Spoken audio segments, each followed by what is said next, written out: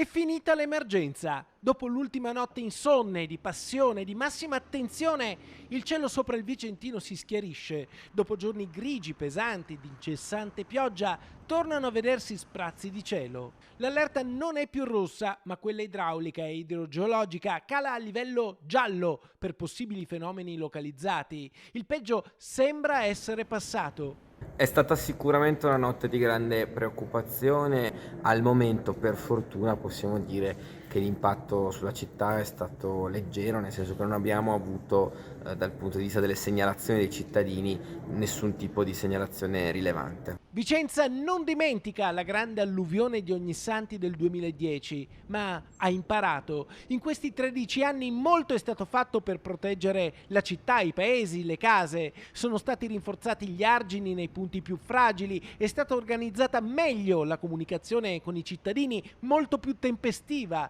Sono stati perfezionati i meccanismi di allerta della protezione civile, ma soprattutto sono stati creati i bacini di laminazione. Quello di Caldogno è stato utilizzato nelle scorse ore per attenuare la piena del Bacchiglione ed è stata attivata anche la cassa di laminazione di Montebello. Quando si è aperto il bacino di Caldogno abbiamo visto come ha rallentato in modo importante il Bacchiglione fino poi a fermarsi e a cominciare a calare, come invece quello che ci ha creato un pochettino più di preoccupazione, soprattutto in nottata, è stato il Retrone, che ha aspettato molto per fermarsi e poi finalmente poi a un certo punto ha cominciato a rallentare, ma poi anche a calare. Il Bacchiglione, il Retrone, ma anche il Tesina, Torri di Quartesolo sono rimasti nella soglia. In mattinata a Vicenza sono stati puliti i fiumi dai rami e dagli alberi pericolanti, con sistemazione delle strade e chiusura delle buche.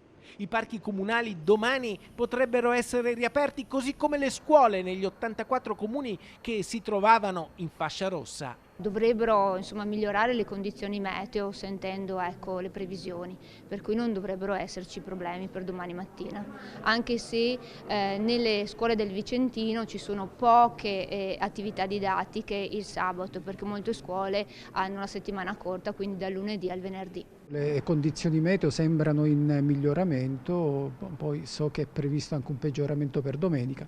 Comunque, come ho detto, valutiamo di momento in momento.